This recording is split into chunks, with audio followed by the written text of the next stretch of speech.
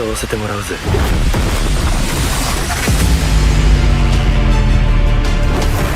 The anime mentor. What words or descriptions come to your mind when hearing that set of words? Perhaps someone who serves as a hero's guide and best friend, or maybe the sacrificial lamb to make some villain look oh so powerful. Whatever the case may be, we can all agree on one thing. Anime mentors are badass. That's why for today's list we're going through some of my favourite moments when the anime mentor just shows off his strength in front of the student. After all, one of the easiest ways to get this upstart kid to trust you is to show them that you mean business. Black Clover's Yami often puts on a show, and episode 49 is his crowning moment.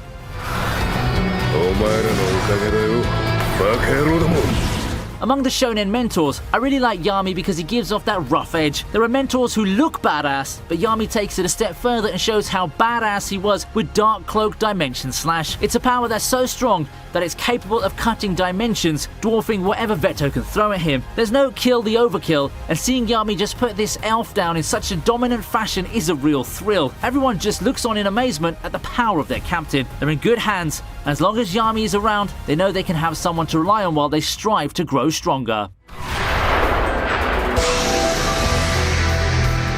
Let's continue with the new gen Shonen Train with Benimaru versus Infernal Demon.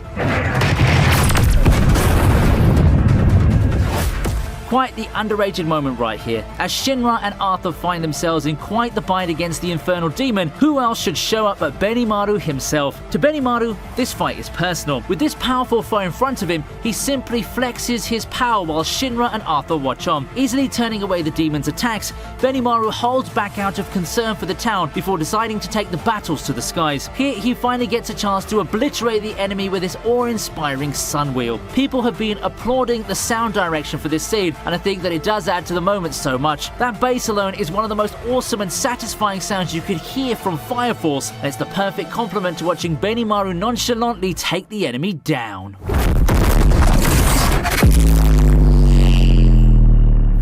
Rayleigh's Conqueror's Haki deserves a mention.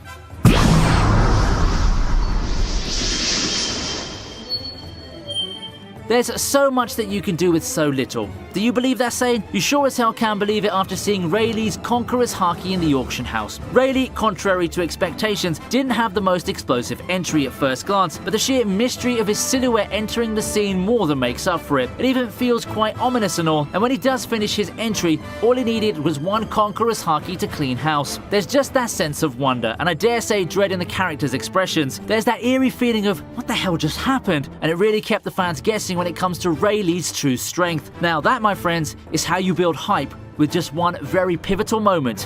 What an amazing debut for Rayleigh.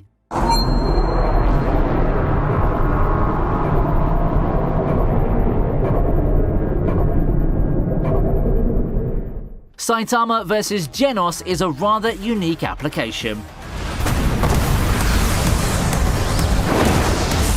You see, while most mentors show off their power by fighting villains and enemies in front of their protege, Saitama and Genos do it quite differently. Instead of enemies feeling the full brunt of said mentor's power, it's Genos who offers to do it, wanting to see the extent of Saitama's power. This is a rather unique setup for a mentor showing his protege his power, but it works. I was a bit worried as to how the battle would drag on due to Saitama's one-hit KO gimmick and all, but we surprisingly got quite the entertaining performance that shows Genos' determination. This is a battle that clocks in at almost 5 minutes, which I think also serves as a testament to Genos' strength. It's a friendly spar with not a lot of high stakes, but it also gives us a taste of what the two could do to each other.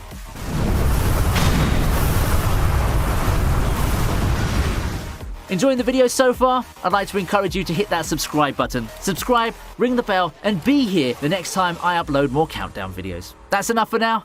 It's time to get going again.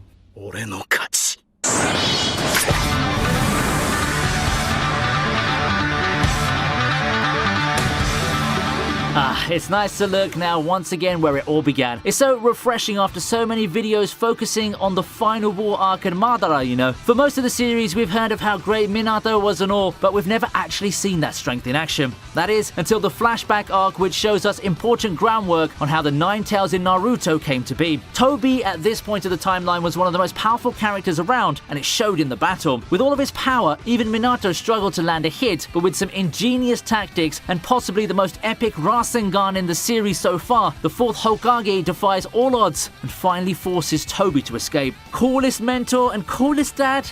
You get both in Minato. Not to mention being super smart too. Who else can devise a counter to the very overpowered Kamui on the fly? 油断も隙も契約封印俺からキュービを引き離す気かこれでキュービはお前のものでなくなった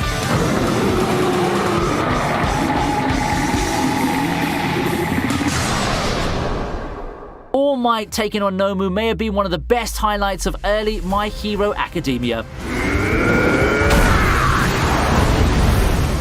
What a way to close out the first part of My Hero Academia. There's no bigger test for our heroes than an outright battle of survival against some of the toughest villains there is. And it seems like our heroes are in for certain doom until All Might arrives. In a way, this is pretty much just a punch-harder fight. However, one can't overlook the emotions the scene evoked when put together. The build-up to the actual fight together make a great moment. From All Might's appearance as a beacon of hope and how he just casually talks down and beats down the Nomu, it's just so satisfying. This is a scene that never gets old. I personally think that All Might has some scenes down the line that one-up this in terms of awesomeness, but it's here where we first get a glimpse of how far ahead the world's symbol of peace is. He's pretty much Deus Ex Machina incarnate around this time, and his save remains one of my favorites from shonen anime.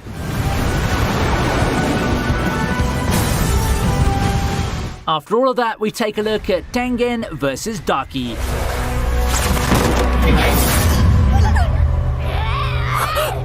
One of the biggest moments of Demon Slayer's Red Light District arc gives us the Upper Moon Daki taking on the Kamado siblings. Yep, you heard that right. Nezuko finally gets a chance to shine as she engages in combat against one of the most powerful demons that the series has shown so far. And it's a fight that took everything from them. Even with Nezuko's awakened powers, the siblings still had their hands full dealing with Daki. In an epic battle that could have gone either way, the Kamados come out on top, but not before sustaining major injuries. The bad news, Daki's still ready to go for more.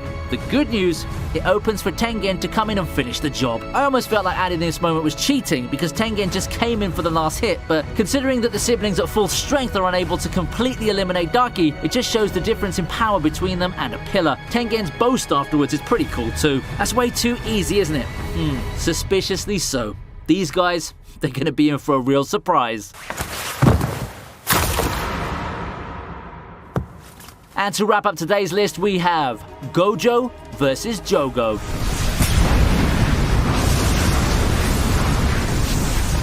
When I first saw Gojo, I knew we were in for something special. He has that whole laid-back and cool attitude along with the accolades to go with it. He made one hell of a first impression in the very first episode, and I knew that it was only a matter of time before he'd break out as one of the anime community's favorite mentor figures. And that he did when he and Yuji encountered Jogo. Jogo quickly goes on the attack and seemingly finishes Gojo off in one hit. However, the badass teacher brushes it off like nothing and proceeds to do the same thing to the next attacks that the curse can throw at him. When Yuji and he got caught in the domain expansion, it didn't even faze Gojo one bit. In what looked to be a very dangerous and deadly fight, Gojo casually breezes through it, flexing and turning this whole affair into a freaking tutorial session where he can teach Yuji more about domain battles. There wouldn't be a bigger mentor flex than that. That's got to do it for my top moments of mentors showing off their power to their students. I'd love to know your favourite among them, and I'm curious if you've got more suggestions too. Before you leave, don't forget to drop a like and check out the channel for more amazing content. Be sure to drop by my social media as well. You can support the channel through Patreon or come join the community at Discord. I hope you enjoyed the video, and I'll see you next time.